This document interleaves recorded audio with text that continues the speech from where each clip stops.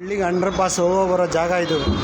ಹೋಗೋ ಬರೋ ಜಾಗದಲ್ಲಿ ಬೋರ್ ಹಾಕ್ಸವ್ರೆ. ಫುಲ್ ಆಲೋ ಬ್ಲಾಕ್ ಜೋಡಿಸಿ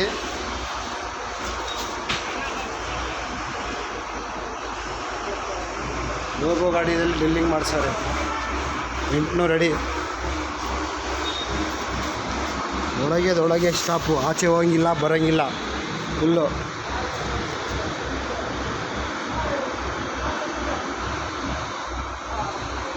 ಕ್ಲೋಸ್. 3 ದಿವಸದಿಂದ ಯಾರು ಆಚೆ ಗಾಡಿ ಎತ್ತಂಗಿಲ್ಲ.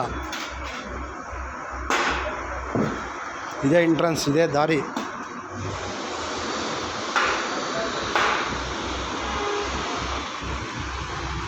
Entrance close. ಅಪಾರ್ಟ್ಮೆಂಟಿದು 3 ದಿವಸದಿಂದ. ಅಪಾರ್ಟ್ಮೆಂಟ್ ನೋಡಿ